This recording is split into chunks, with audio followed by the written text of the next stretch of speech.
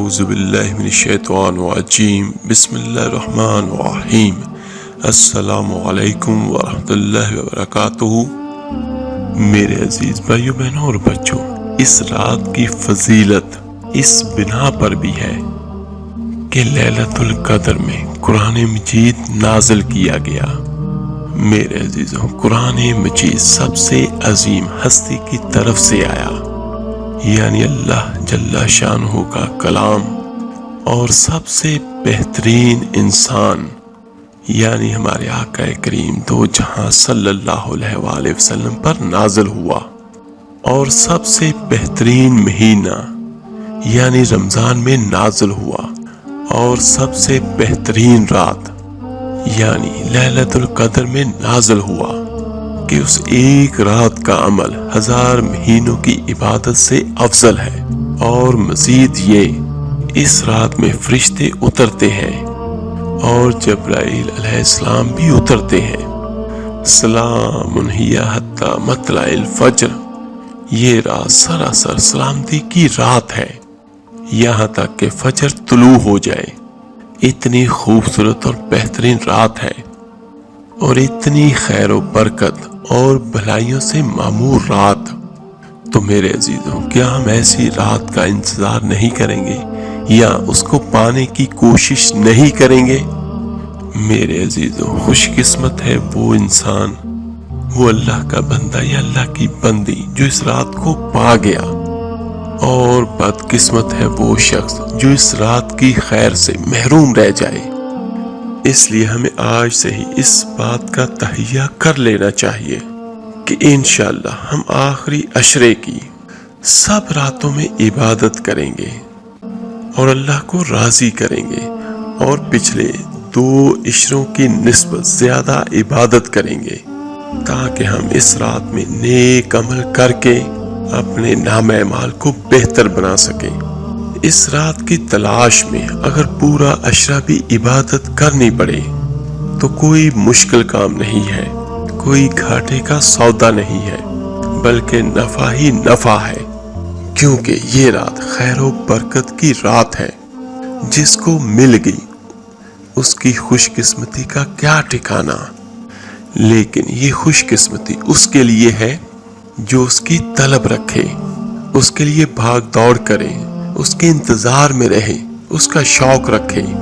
یہ رات جس میں فرشتے اترتے ہیں، اس میں میرے آقا کریم دو جہاں صلی اللہ علیہ وآلہ وسلم نے مزید وضاحت کی، فرمایا، یہ حضرت ابو ہریرہ رضی اللہ تعالیٰ عنہ سے روایت ہے، بلا شبہ اس رات میں زمین پر فرشتوں کی تعداد کنکریوں سے بھی زیادہ ہوتی ہے، اور پھر جب فرشتے اترتے ہیں تو ایک خاص قسم کا ماحول پیدا ہو جاتا ہے، ہر طرف نیکی کا دورہ ہوتا ہے، ایک خاص روح ہوتی ہے اس رات میں۔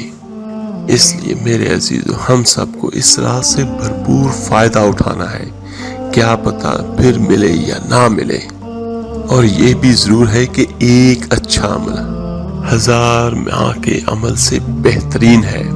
حضرت عبداللہ بن مسعود فرماتے ہیں کہ جو آدمی سارا سال قیام کرے وہ لیلۃ القدر کو پہنچ گیا۔ حضرت ابی فرماتے ہیں کہ اللہ کی قسم، جس کے سوا کوئی معبود نہیں ہے، وہ شب قدر رمضان میں ہے۔ وہ یقین کے ساتھ یہ قسم کھاتے تھے، اللہ کی قسم بے شک میں جانتا ہوں وہ کون سی رات ہے، یہ وہی رات ہے جس میں اللہ کے رسول صلی اللہ علیہ وآلہ وسلم نے ہمیں قیام کرنے کا حکم دیا۔ اس رات کی صبح 27 تاریخ تھی، اور اس کی علامت یہ تھی کہ سورج طلوع ہوا تو اس کی سفیدی میں شعاع نہ تھی، اور یہ ہو سکتا ہے کہ اس سال وہ 27ویں رات ہو لیلۃ القدر کی، لیکن یہ ضروری نہیں کہ صرف 27ویں رات ہو۔ اما عائشہ رضی اللہ تعالیٰ عنہا فرماتی ہیں کہ میں نے پوچھا، اے اللہ کے رسول صلی اللہ علیہ وآلہ وسلم، اگر میں شب قدر پالوں تو اس میں کیا کہوں، یعنی کون سی خاص دعا مانگوں؟ تو میرے آقا کریم نے فرمایا، کہو اللہم انکا عفو تحب العفو واعف عنی، اے اللہ تو معاف کرنے والا ہے اور تو معاف کرنے کو پسند کرتا ہے، بس تو مجھے معاف کر دے۔ اس بات سے یہ پتہ چلتا ہے کہ اس رات بھی زیادہ سے زیادہ اللہ تعالیٰ سے بخشش کی دعا کرنی چاہیے، معافی اور درگزر کی دعا کرنی چاہیے۔ اس کے علاوہ انسان قرآن پاک کی تلاوت کر سکتا ہے۔ اگر خواتین نماز نہ پڑھ سکیں تو ذکر اذکار کر سکتی ہیں، تسبیحات کر سکتی ہیں، زبانی کچھ بھی پڑھ سکتی ہیں، کیونکہ زبان پاک ہوتی ہے، اور اللہ سے اپنے گناہوں کی بخشش کرنا یہ اللہ کو بہت پسند ہے۔ اور ایک اس کی وجہ یہ ہے کہ اللہ تعالیٰ بندے کی توبہ سے خوش ہوتے ہیں۔ ایک حدیث میں ہے، میرے آقا کریم صلی اللہ علیہ وآلہ وسلم نے ارشاد فرمایا، ایک آدمی گناہ کرتا ہے اور پھر وہ کہتا ہے اے اللہ میرا گناہ معاف کر دے، تو اللہ تعالیٰ فرماتا ہے کہ میرے بندے نے گناہ کا کام کیا اور اسے علم ہے کہ اس کا کوئی رب بھی ہے، اللہ بھی ہے، جو گناہوں کو معاف فرماتا ہے اور ان پر مواخذہ کرتا ہے۔ میں نے اپنے بندے کو معاف کر دیا۔ سبحان اللہ، یعنی اللہ تعالیٰ اس بات سے خوش ہوتے ہیں کہ بندہ اللہ تعالیٰ سے اپنے گناہوں کی معافی کی دعا مانگے، اور پھر میرا اللہ کریم بخشش کا وعدہ بھی کرتے ہیں۔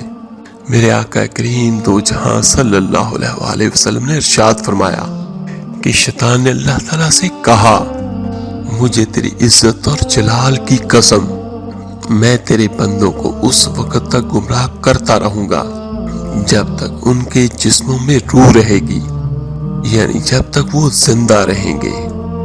تو میرے اللہ کریم نے فرمایا، مجھے اپنی عزت اور جلال کی قسم، جب تک وہ مجھ سے معافی مانگتے رہیں گے میں بھی انہیں معاف کرتا رہوں گا۔ یعنی اللہ تعالیٰ کو معاف کرنا پسند ہے، اس لیے خصوصی طور پر لیلۃ القدر میں اپنے گناہوں کی معافی مانگنی چاہیے۔ اور لیلۃ القدر میں معافی کی دعا کیوں کرنی چاہیے؟ کیونکہ اس رات میں قبولیت کی گھڑیاں ہوتی ہیں، اور استغفار کا فائدہ یہ بھی ہے کہ انسان عذاب سے محفوظ رہتا ہے، چاہے وہ دنیا میں ہو چاہے وہ آخرت میں ہو۔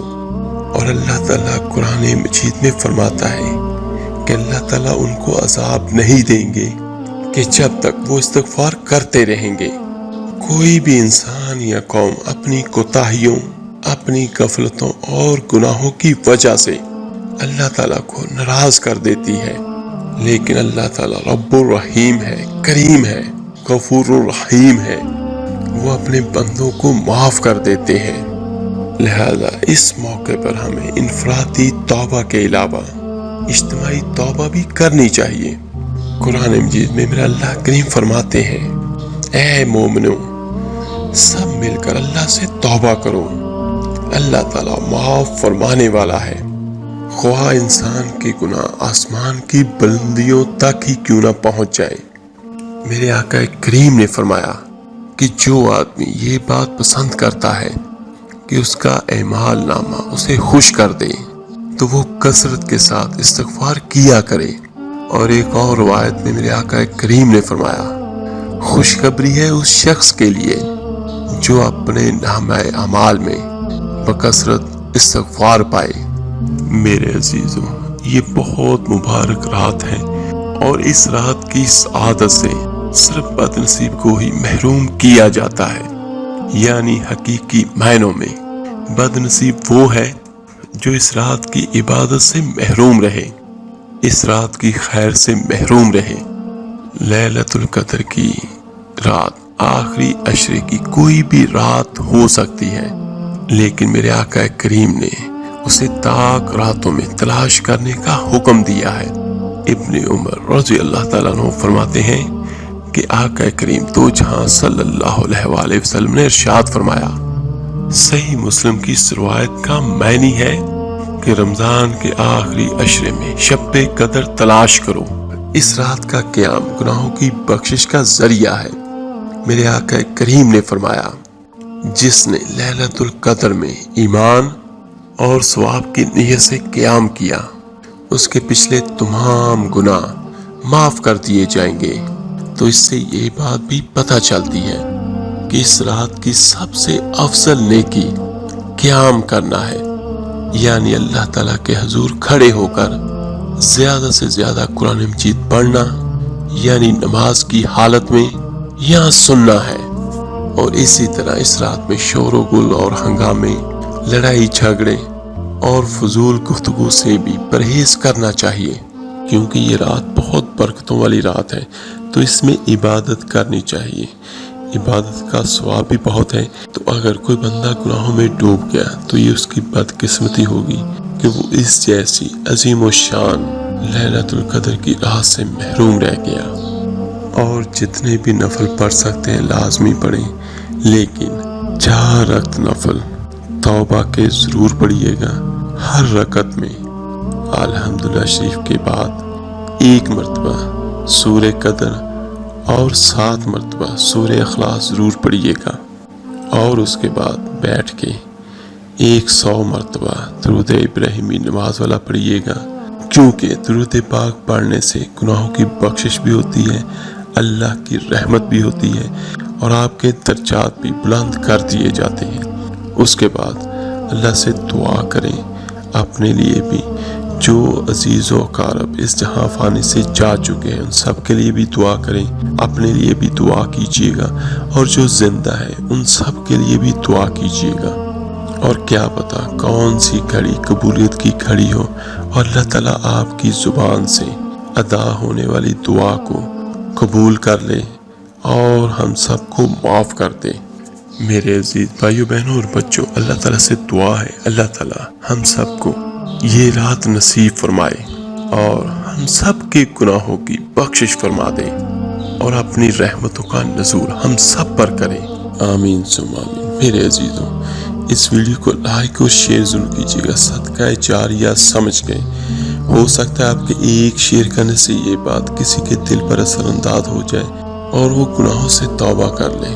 آپ میرے لیے دعا کیجیے گا، انشاءاللہ میں آپ کے لیے ضرور دعا کروں گا۔ تو ملتے ہیں جلدی انشاءاللہ تعالیٰ ایک نئے وظیفے عمل کے ساتھ۔ اپنا بہت بہت خیال رکھیے گا۔ اللہ حافظ۔ صلی اللہ علیہ وسلم